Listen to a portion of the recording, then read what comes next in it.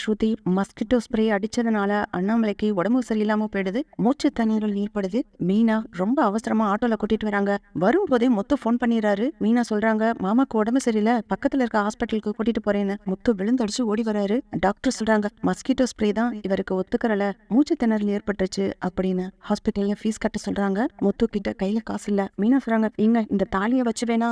ஏன் மீனா எதுக்கு எடுத்தாலும் நகையை கழட்டிக்கிட்டே இருக்கிற? இப்பதான் அந்த நகை வாங்கி கொடுத்தேன் உனக்கு. அந்த தாலிக்குன்னு ஒரு மரியாதை இருக்கு, அதை கலட்டாத. நான் வேற ஏதாவது ஏற்பாடு பண்றேன் அப்படின்னு சொல்றாங்க. முத்து வேகமா போய் செல்வத்துக்கிட்ட கேக்குறாரு. செல்வம் சிட்டி கிட்ட போய், கொஞ்சம் அவசரமா காசு தேவைப்படுது, காசு கொடுக்குறியா? சிட்டி செல்வத்தை ரொம்ப அவமானப்படுத்தி அனுப்புறாங்க. நீ முதல்ல வாங்கின பணத்துக்கே வட்டி கட்டல, அடிச்சு காசு வசூல் பண்ணணும், ஏதோ தெரிஞ்சவன் நினைச்சு விட்டுக்கிட்டு இருக்கேன் அப்படின்னு சொல்லும்போது சத்யா வராரு. சத்யா செல்வத்துக்கிட்ட என்னன்னு கேட்கும்போது, முத்துவோட அப்பாவுக்கு உடம்பு சரியில்லை, உங்க அக்கா தான் ஹாஸ்பிட்டலுக்கு கூட்டிட்டு போயிருக்காங்க, ஹாஸ்பிட்டலுக்கு பணம் கட்டணும் அப்படின்னு சொல்லும்போது, மீனாவோட தம்பி தன்னோட சொந்த காசை எடுத்து கொடுக்குறாரு. செல்வம் அதை வாங்கிட்டு போய் முத்துக்கிட்ட கொடுத்து ஹாஸ்பிட்டல்ல பணம் கட்டுறாங்க. கொஞ்ச நேரத்துல விஜயா, மனோஜ், ரோஹிணி எல்லாருக்கும் விஷயம் தெரிஞ்சு ஹாஸ்பிட்டலுக்கு வந்துடுறாங்க. அண்ணாமலையை டிஸ்சார்ஜ் பண்ணி வீட்டுக்கு கூட்டிட்டு வந்துடுறாங்க. விஜயா விவரம் தெரியாம மீனாவை தான் திட்டுறாங்க. முத்து சொல்றாரு, சும்மா இருங்க, எதுக்கு எடுத்தாலும் மீனாவை திட்டிகிட்டே இருப்பீங்களா?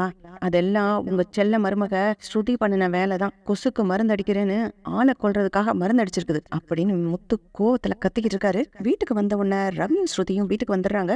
என்ன எல்லாரும் கும்பலா நிக்கிறீங்க அப்படின்னு கேட்கும்போது ரோஹிணி சொல்றாங்க, என்ன ஸ்ருதி இப்படி பண்ணிட்டீங்க? மஸ்கிட்டோ ஸ்ப்ரே கொஞ்சம் அடிக்கலாம்ல, மாமாக்கு மூச்சு திணறல் ஏற்பட்டுச்சு, மீனா தான் பார்த்து ஹாஸ்பிட்டலுக்கு எல்லாம் கூட்டிட்டு போயிருக்காங்க அப்படின்னு சொல்லும்போது ஸ்ருதி கேக்குறாங்க, இப்ப எல்லாம் சரியா போச்சுல, உடனே அனுப்பிட்டாங்க, அப்பனா பாதிப்பு ஒன்னும் பெருசு கிடையாது, சின்ன பிரச்சனைக்கு எதுக்கு இவ்வளவு பெருசா பில்டப் பண்ணிட்டு இருக்கீங்க அப்படின்னு சொல்லும்போது முத்து கோவப்படுறாரு. ஏன் பாதிப்பு பெருசா ஏற்படணும்னு நினைச்சியோ? பிளான் பண்ணி தான் செஞ்சியா எங்க அப்பா உடம்பு சரியில்லாம வரணும்னு நினைச்சு அப்படின்னு சொல்லும்போது ஸ்ருதி கேக்குறாங்க, என்ன வேற மாதிரி பேசுறீங்க? நான் எதுவும் பிளான் பண்ணல, எனக்கு அந்த மாதிரி பிளான் பண்ண வேண்டிய அவசியமும் கிடையாது, நீங்க தான் குடிக்காரன், நீங்க தான் அந்த மாதிரி பிளான் எல்லாம் பண்ணி அடுத்தவங்க காசை எப்படி எடுக்கிறதுன்னு யோசிப்பீங்க. ஏன்னா அடுத்த நேரம் குடிக்கிறதுக்கு உங்களுக்கு காசு தேவைப்படும்லன்னு ஸ்ருதி பேசினோன்னு மீனா கத்துறாங்க, ஸ்ருதி போதும் நிறுத்துங்க ஸ்ருதி, என்ன நினைச்சிட்டீங்க? அவரு என்னோட புருஷன், என் புருஷனை பத்தி தரக்குறைவா பேசுறதுக்கு உங்களுக்கு யார் அதிகாரம் கொடுத்தது? அவர் குடிச்சிட்டு வந்து உங்க காசை திருடினாரா?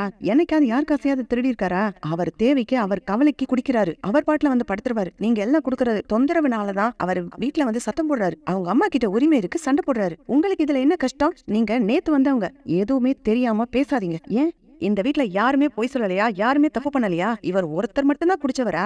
ஏன் இந்த மனோஜ் கூட தான் பொய் சொல்லிட்டு பார்க்ல போய் படுத்திருந்தாரு. ஏன் மீனா அது மட்டும் இந்த பார்லருமா தான் கடைக்கு அம்மா பேரை வச்சிருக்கேன்னு சொல்லி பொய் சொல்லி இப்ப அதுவும் தான் மறைச்சுக்கிட்டு இருக்கு, அம்மா பேரே இல்ல அப்படின்னு சொன்ன உடனேயே கதை வேற பக்கமா திரும்பிடுது. விஜயா அதிர்ச்சி ஆயிடுறாங்க. என்னது ரோஹிணி, என்னம்மா சொல்றான் இவன்? பார்லருக்கு என் பேரு தானே வச்சிருந்த, விஜயா பியூட்டி வேர்ல்ட், இப்ப என் பேரு வைக்கலையா?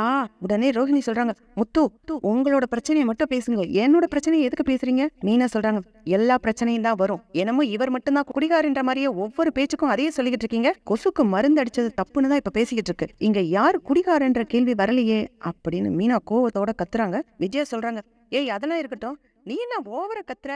மீனா சொல்றாங்க,